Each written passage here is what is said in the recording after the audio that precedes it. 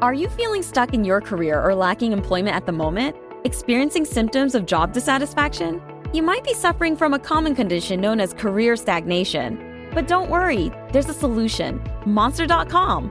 Monster.com offers a comprehensive suite of career-boosting tools designed just for you. Our free resume review and AI interview prep tool will help you stand out from the crowd. Need more guidance? Dive into our career advice articles for expert tips and insights. And don't forget to check out our salary tools to ensure you're getting paid what you're worth. Side effects may include a new job, increased confidence, and a brighter future. Consult Monster.com today and take the first step towards your new career. Ready for your next job opportunity? Visit Monster.com now.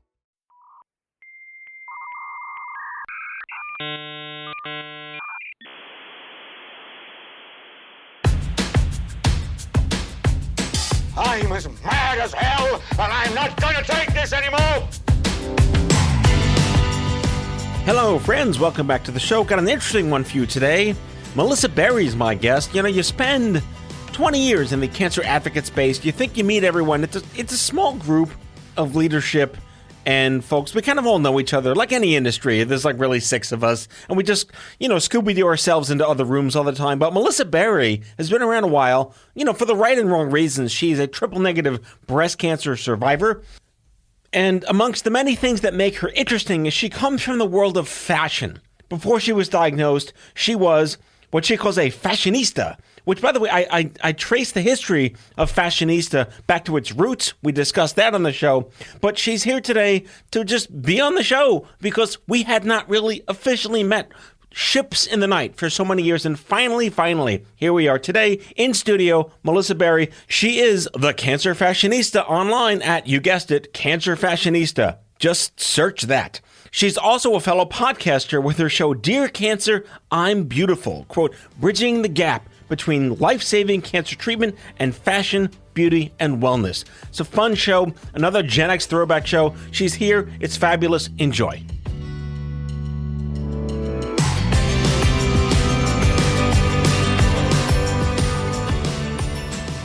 Melissa Berry, I'm so excited. We kind of just met. It's a little Carly Rae Jepsen right now, but we became fast friends through a mutual friend, and I'm so thrilled you could make it here to the studio. Welcome to Out of Patience. Thank you so much for inviting me, and any excuse to jump in an Uber from New Jersey is a wonderful opportunity. The Hudson River is a bit of a Berlin Wall sometimes, so welcome to my island. Thank you very much.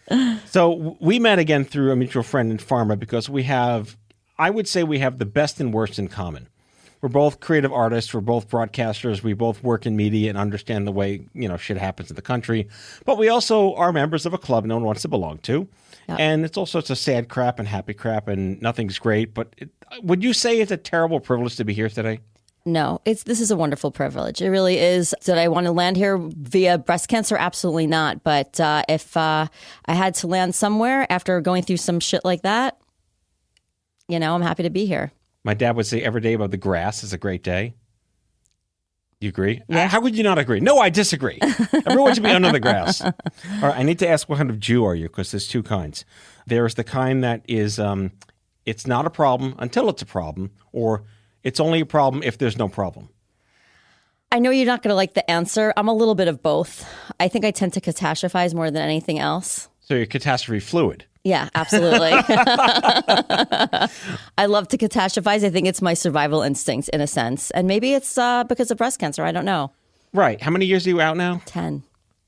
10 like today or just 10 this year? 10 this year. It'd be funny if it was today by accident. Well, my birthday's tomorrow, but that's another story. Your birthday, as of today's taping, I think, what's today, August something? August 11th. Yeah, so happy birthday in advance, retroactively when the show broadcasts. Absolutely. 39 Thank you so again? much. Yeah, exactly. You know it. 39 again. I mean, for 52. You kidding me? No. All right, well, you have a face for television, not for radio. You look great. Oh, thank you. But you're not really 52. I am, and I'm actually really excited to turn 52. I was just saying to a friend of mine, like, a lot of women at this age, oh, I'm getting so old. After having breast cancer, I'm like, bring it. I love every year. Do you feel like, I'm just going to leap into this because there's a lot of, I don't know, I would say survivor guilt on how did I look this great afterwards and how do other people not look this great afterwards? And I say this with like a degree of asterisk love. There's a spectrum of what happens to you in the wake of this. And you look fabulous. Thank you. And there's a lot of invisibility to this as well. Oh, absolutely. I mean, I think, look, first of all, my parents both look very young for their age. So I think it's genetically, I just look younger, and I'm grateful for those genes. And I think that, a lot of it is how we embrace it emotionally. I think, so much of how we process everything can show on the outside. And and you're very kind. I didn't look like this 10 years ago. This is an evolution. It's a chipping away process. And I still have days that are horrible. We all do, for whatever reason. It may not be cancer related, but we all have our trauma. I'm divorced 6 years now. We go through a lot in this life. Yogi Berra said, if life were easy, we'd all do it. Exactly. So there you go. There you go. Yogi Berra for the win every time. Absolutely. A little history lesson question going back, because we're starting at the same census checkbox at this point now. I recall I was drafted into this in the 1990s, of course, and everything was different back then. But I remember that there was a genuine understanding that how you looked mattered to how you felt through cancer for women, not for men, which is fine, a different universe. And there was a program called Look Good, Feel Better. Yes. And I was like, this is amazing. But why do I know about this and not everyone else? But it morphed into this wonderful early young breast cancer ecosystem of groups that we know of, Share It, Triple Negative, Young Survival Coalition, and they were so mindful of your quality of life. Did you feel that 10 years ago, that your quality of life mattered to your care team, or that were they just worried about numbers and data? To be completely transparent, I feel like the quality of life piece was given to me. It was in my hands. And I think that's why I ended up starting Cancer Fashionista, because I think that my doctors saved my life, and I'm so grateful for that. But as far as where to get my lashes, or where to get the wig from, or where to get beautiful post-mastectomy bras, or even funny little things like, oh, you need a satin pillowcase is really helpful when your hair is falling out. These funny little nuancy things that your doctors just don't have the time or bandwidth to share with you. I felt like those really helped me through some of the darkest chapters of my life. I mean, would you expect a doctor to know all these things, or it can't be that easy to just find them by accident, right? Absolutely not. But I do think it would be great for doctors to know that resources like myself, Look Good, Feel Better, Share It, that to at least be able to turn their patients to these resources, so they know that they exist, so they can really reap the benefits of them. So I did a little Wikipedia for you. Do you know the origin of the word fashionista? No, tell me. It's not that old. I'm like, is it Latin? No, it's not. Is it Aramaic? No, it's not. The word originally appeared in, I'm reading this verbatim, listeners. The word originally appeared in Freed's biography of supermodel Gia Kargani, The Thing of Beauty, The Tragedy of Supermodel Gia. Invented in 1992 as a way to refer to large entourages surrounding supermodels at a photo shoot. Eventually, the definition of fashionista expanded to include a very fashionable person or a wearer of high fashion clothing. I love this, and I love the Gia story. It's 30 years old, fashionista. Wow, look at that. That means we're really old, because 1992 was 30 years ago. We are ancient. We're like dinosaurs, Matthew. Oh, my God. I'll make a kind of analogy here. I've interviewed a lot of people who are doctors. They were doctors before they were diagnosed. They were doctors while they were diagnosed, and they're doctors post-diagnosis. Your history in media and fashion and retail and glam, did that come in handy, or did it hurt you in terms of your experience going through this? It came in handy big time, because before I was a publicist, I was also a fashion editor. So I love, and a journalist. So I love digging for information. I love finding resources. So for me, like it was almost like my response mechanism to breast cancer. Once I knew that I wasn't going to die, I'm like, how am I going to look and feel not like a supermodel? I just want to feel like Melissa going through this process.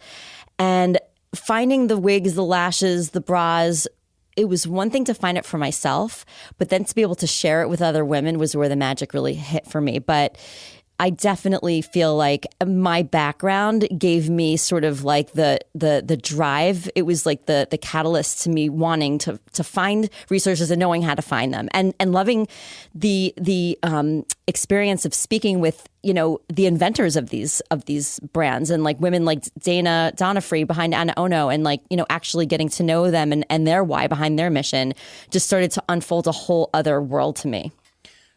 So You commented before that your pulchritude is based on congenital benefits of your parents. So was your breast cancer, wasn't it? Absolutely. There was a lot of breast cancer in my family, and I have the BRCA gene. My mother had breast cancer. Her mother had breast cancer. Pretty much every woman on my mother's side of the family had breast cancer, all in the left breast too, which is kind of weird. Lefties. Yeah. Well, are you a lefty for real? No. So you're lefty, booby, righty, righty. Exactly. Very nice. I just made that up. Maybe we'll cut that. I have no idea what's going to happen at this point now. I don't believe in cutting stuff, Matthew. Leave it. B-roll, no such thing. Who needs B-roll? I love the paid forward model. The paid forward model is someone should have a less crappy time than me, and what can I do to help that happen? When did that happen for you? Because everyone's going through it. It's nightmarish. It's tragic. It's crazy. It's not fantastic at all. At what point do you say to yourself, I'm ready to figure out how to help other people? Or was that like from day one? I think it was a moment where I looked in the mirror and I didn't recognize myself. And I felt empty and I felt scared, and I took out a tube of lipstick and I put on a pair of funky earrings and I tried different wigs on, and I thought, you know what? This sucks, but I don't have to sit in it. There are things that I can do to change my appearance that will make me feel better.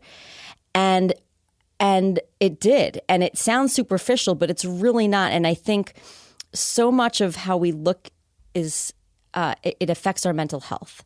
So if you don't feel like confident and well enough, if you don't feel beautiful enough to even go on a Zoom call with your team, or go to drop your kids off at school, pick up milk at the supermarket, that's a problem.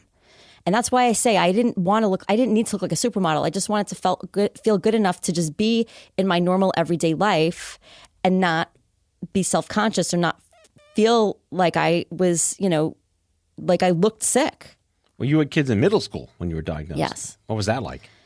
It was really, really hard. And I remember, this is really sad. I remember thinking to myself, I'm so glad that I am going through chemo in the summer so I don't have to go to pick up at school or drop off, because I didn't know how to answer the question, and I didn't really want to worry about what people were going to say and think when I show up with a wig on, or I have a scarf on my head. And I feel like something that I really try and do is take the shame away. I wanted to hide, and I don't think any woman should ever have to feel that way because of cancer, because it can rob so much of you. Losing your breast is like an amputation. Losing your hair is so defeminizing. So, when you're putting yourself out in the world, there is just such a vulnerability to that, because you're dealing with not just the disease, but how do I look on the outside to everyone else? And it's scary. You triggered a little 90s frenzy in my brain, because back in those days, you couldn't even say the word cancer. It was a whisper campaign. Matt's got the cancer, right? That was really what this was. And even in there was no film and television. Everyone died. If there was a cancer in a movie, everyone just died. It was a very, very different time. And I look at better problems to have today is, you were diagnosed through a mammogram, which I would say is probably the least worst way to get diagnosed, right? You did the right thing. You were at the right time, and it was right there. Exactly. I mean, and that's the crazy thing about triple negative breast cancer. It's a very aggressive, fast growing cancer. And so I had an MRI just a couple of months before my mammo. And it was the one time I was being treated at Sloan. And it was the one time my doctor was like, Melissa, don't schlep into the city for your mammo. Go to a local New Jersey hospital. And I did. Now I'm at a local New Jersey hospital. I don't know the doctors. I don't have anyone with me. And of course, I'm in my fashionista self going, I have a call with Vogue in an hour, chop. Let's get, this is where my head was. I'm I just need to get in and out. It was, going for a nail appointment. Right. And I remember going in, and the technician said, well, I need to do a clinical, which is where they feel your breasts. And I was like, well, I already, did that. I just had my MRI. And she said, no, it's protocol. And she felt my left breast, and she said, I feel something. And she put a sticker on it. And that's when I was like a price tag? No, this is not a time to joke. Oh my God. No, it was just a little marker sticker. And And that's when I knew that I was in trouble. And then she said, let's have you go in for a mammogram. And they didn't see it on the mammo. This is all in one day. And then they sent me into another room and said, let's do a deep needle biopsy. And now I'm like, at the time I was married, I'm looking at my phone, I'm like down to 2%. And now I'm starting to freak out because I don't have anyone with me. My phone's 2%. Like, what the heck? I was supposed to be out of here like 2 hours ago.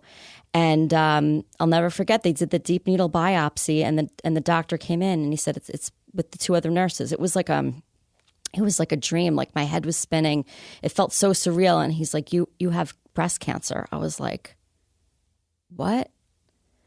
I remember thinking, like, not that, it's like, can't be the actual breast cancer. This is totally a weird mistake. And then I remember calling my oncologist. I was on the phone with him on the way to my dad's apartment, which was close by because at the time my husband was at work. And I remember saying to my oncologist, like, I was just in such a state, and I'm like, should I be concerned? He was like, yeah. I mean, and so the next day that I went for my consult at Sloan, it was the same day that Angelina Jolie came out with her news about having a prophylactic bilateral mastectomy. And I remember saying, why wasn't this on the table? Why wasn't this something that we really talked about doing? And especially as someone that had pre-risk. Absolutely. And listen, this could be a whole other podcast episode, and there's so many schools of thought on this. The pre-Viver conversation, yes, a separate show. Yeah. Absolutely. But of course, in hindsight, I wish I had done that, without a doubt. And it's always easier in hindsight. My medical team's, approach was, we're going to monitor you. And that was the path that I chose. So now I couldn't go back.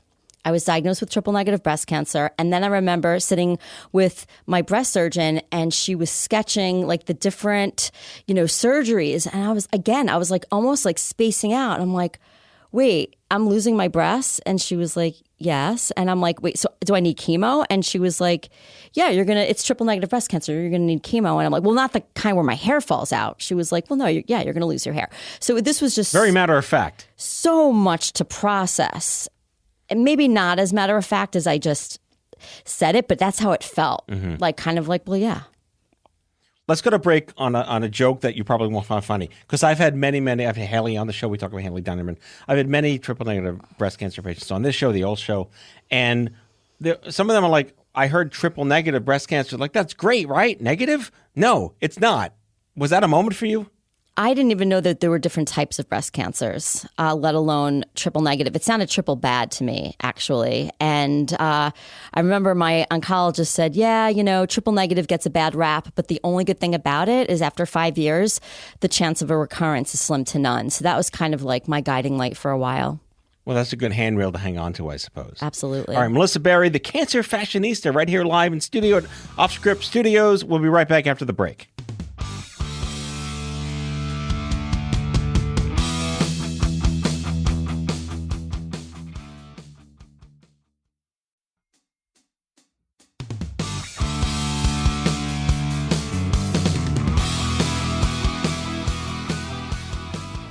All right, we're back with Melissa Berry, and I want to go back to, let's pretend we were 35 and not, the age we are now. In the mid-2000s, the young adult cancer survivorship world was finally getting activated. There were hundreds of thousands of us getting together. There were dozens of nonprofit organizations, Live Strong and Stupid Cancer and Young Survivor Coalition and Cancer Cares, all these wonderful organizations, this cottage industry, if you would, of advocates that didn't know what they could do with the power of this community they were building amongst ourselves. But one thing that really hit me was that as an extension of the breast cancer wars, again, history junkie here, Debbie Wasserman Schultz, who was running the DNC under Obama at the time, got breast cancer. And everyone glommed onto her for the right reasons, like we have to pass policy now that you're part of the club, that, welcome to the club. Right. We're sorry you're here, but, good problem to have that you are dealing with this now. Mm-hmm. She passed a bill, they call the Early Act. And I actually wrote down, it's an acronym that only Congress could write, the Young Women's Breast Health Education and Awareness Requires Learning Young Act. That's not even grammar of 2009. But the Early Act did something fantastic in terms of actually affecting the policy for the well-being and the dignity of women with breast cancer, which is it mandated I don't know if it's still there because of politics, that every woman with breast cancer that gets a mastectomy has reconstruction covered by insurance for the rest of their life. And it was amazing. And I don't even know if it's followed or practiced anymore because, A, it should be, it's the law. But I look at that as the perspective of here's what people can actually do on a practical political level to mandate these things that you deserve. And it was based on something called iatrogenic recompense, which basically means you have to violate Hippocrates to save a life. And the dignity of femininity and womanhood should be restored for free. I could not agree more. Absolutely. I mean, that it shouldn't be an elective thing to reconstruct your breasts. Right. Or to even have flat closure, just to be able to have closure. Right. On every level. How do you feel about the way in which celebrities come out these days with breast cancer? Because I go back to like when Melissa Etheridge and Sheryl Crow and Kylie Minogue were coming out, and it was like they were jeopardizing their careers at the time. Yeah, I mean, I think it's really case by case. I think that it's wonderful if a celebrity feels that they want to share and help with the cause. I think it's great. I mean, it's a lot to put yourself out there because I think at the end of the day, we're all human beings, right? So when you're going through something like this, to put it out there into the masses, then, you know, it could also be really, I would imagine, scary because there's a lot of people then saying, oh my God, are you okay? Are you going to die? Like, you know, to be able to just process it with yourself and your family sometimes needs to be a very private thing. But I think it's really important. And I think it's really, I praise the celebrities that do share because the more, you know, voices that we have to be able to make change, that's, you know, that's why you and I are even sitting here, right? Because it sucks for a celebrity to get breast cancer, but if they can use their audience, their reach to be able to make change, then I think it could be a really positive thing. It reminds me of all the times I got resumes to hire people at Stupid Cancer all those years. And honestly, they were asking me, do I have to have cancer to work here? It's like, of course you can't. You don't know. I break every OSHA violation on the planet. But honestly, if they happen to have had it, it's an odd, like, box to check. Is that fair? Yeah, it is an odd box to check. And even today, like when I'm going to a new doctor. Isn't it weird for you too, right? It's like, yes, I've had cancer. Sometimes to actually see it like on paper, it really makes it so real, even though we're living it every day. And I think a lot of times because I'm advocating and helping others, like I tend to not, and I'm 10 years out, I tend to not look at my own cancer as much anymore. It's like telling someone else's story, isn't it? It really, oh my God, that's exactly what it's like. I'm 27 years out. I tell someone else's story. It happens to be mine. Wow. It's absolutely bizarre that way. It is. I'm just realizing it now, like as we're talking, because I've been sensing it lately, but there was something about hitting 10. It just feels so far away from me. So my oncologist told me that I'm easily going to die something else at this point, which is like just good Jewish cancer comedy. He's a really funny guy. He's never she mensch. You're getting to know me in this sense. And I look back and say to myself, hey, how the hell am I still here and what do I do with myself? How have you repurposed yourself given your history? You're complete. By the way, I'm in awe of your media. You're well branded. You know exactly the right things to do and say. Everything is just so well organized, thoughtfully put together. So bravo from an Omnicom nerd. Thank you. Oh my goodness. Thank you. How have you specifically leveraged yourself into this platform you already had? Because I want to get to your website, your talks. I'm waiting for the book, but your podcast. Thank you. Thank you for your kind words. I really appreciate that. I mean, if you take a step back, I went from like full-time publicist to breast cancer advocate, and it took a few years, but I made the decision to do this full-time. And what's really interesting, you just made me think of it, is literally right before I was diagnosed, I started to teach a public relations class at FIT for pre-college, for high school students. And I was like really at the height of my PR career, and then boom, breast cancer. So fast forward, I feel like my big shift, my purpose is I like to think of myself as the big sister. I never had a sister before, but I feel like when you're when you have a big sister and you're going on a first date, like, oh my God, what do I wear? Or like, that's how it is with cancer. Like, wait, where do I get my wigs from? What should I do about my lashes? When do you shave your head? Like, when do I tell a guy, what date do I tell him that I have reconstructed breasts? Like all of those things, I like to think of myself as a big sister. And, what's really cool is that from the Cancer Fashionista piece of it, which is fashion, beauty, like all the glamour girl stuff, I've now evolved really into advocacy. So I like to think of myself as like a hybrid. I'm sort of like Sex in the City with a side of breast cancer. Wait, so, all right, I then have to ask, and just like that, good or bad? I don't like it. I don't like it either. I'm so sorry. I wanted to like it so much. I want to, but I don't. If anything, I like to just really binge on the old school Sex in the City. I can never get too much of it. All right. Well, if you answer this question, actually, if you respond to this name correctly, you're an official SATC fashionista. Capote Duncan. Huh. Who was that? Which character? He was Charlotte's wooing human in episode 1. Oh my God. Well, does it count that I met Charlotte once? You met her? Yes, I was Kristen Davis. Yes, I was PR director for the Sac. I don't remember the Sac handbags, the crochet. I'm a guy. Yeah, so you don't. But I anyway. have X and Y chromosomes. So I was the PR director for a well-known handbag brand that was sold at Macy's and Bloomingdale's, and at the time, Mademoiselle magazine, which doesn't exist anymore, was having a party in the Hamptons, and it was the cast from this. There were some cast members from Sex and the City that were there, and I had the opportunity to actually meet Kristen Davis, and she was amazing. Wow! I actually met Sarah Jessica Parker also because I had to coordinate an Associated Press interview for her, and that was really cool. She's so tiny. I'm totally jealous. I learned what Birkins are and Manolo Blahniks, and that's the extent.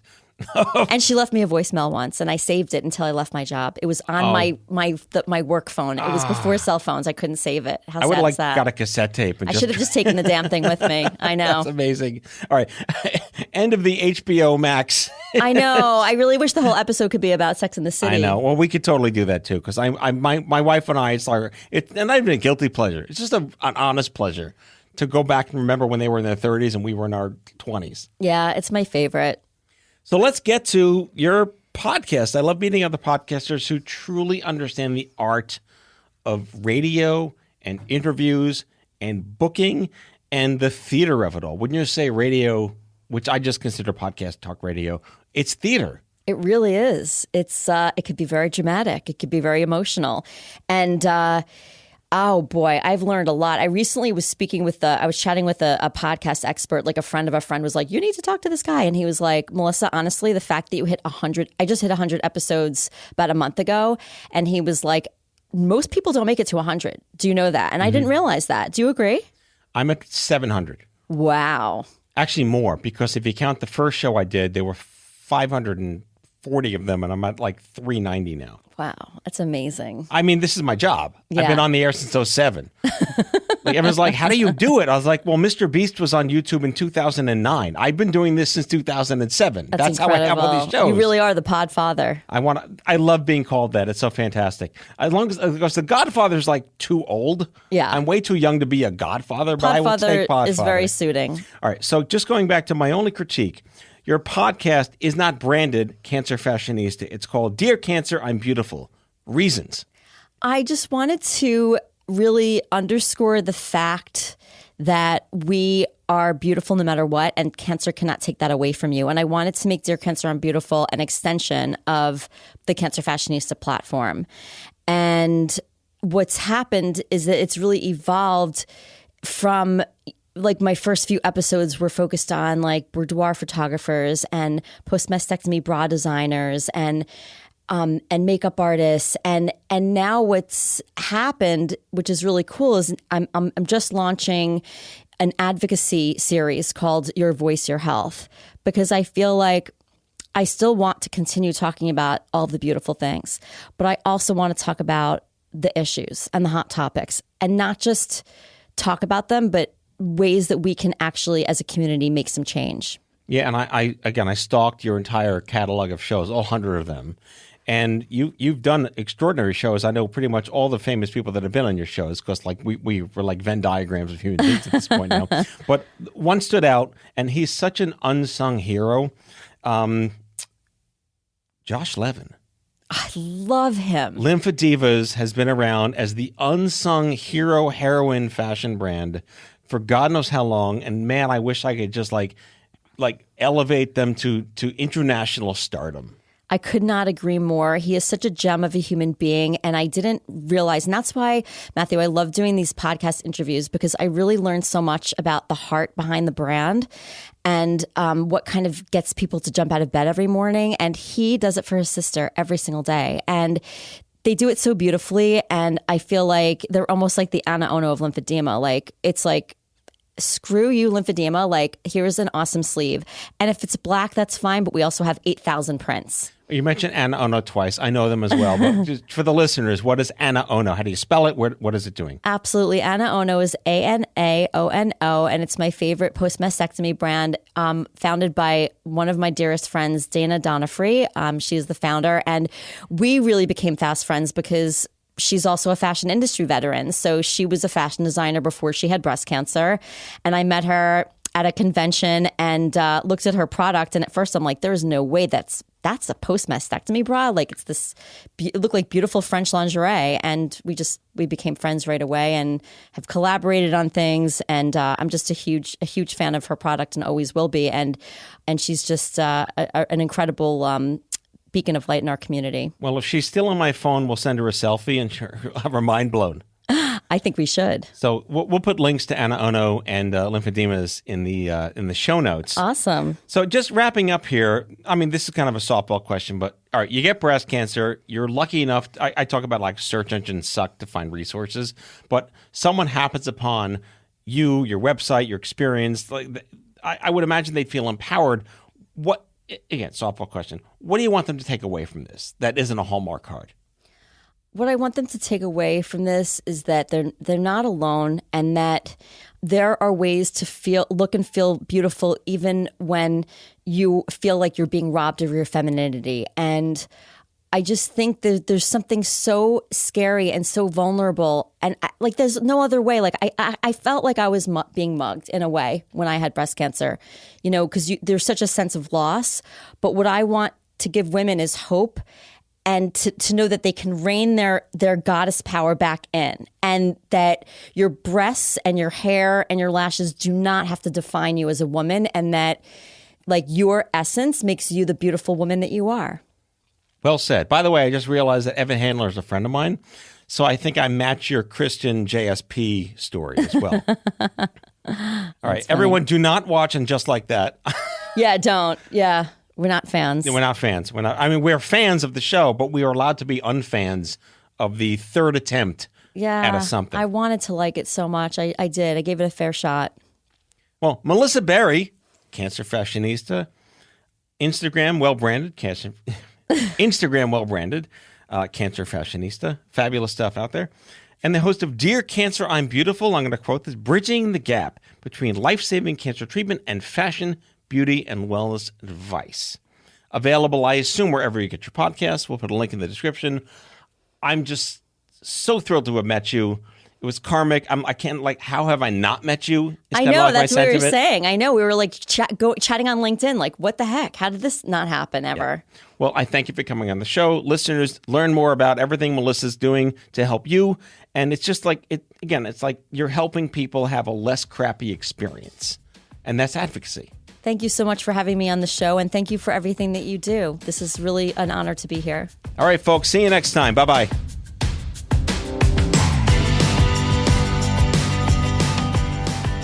Out of Patience with Matthew Zachary is an Off-Script Health production. The executive producers are Matthew Zachary and Andrew McDowell. It's mixed and edited by Kyle Moore.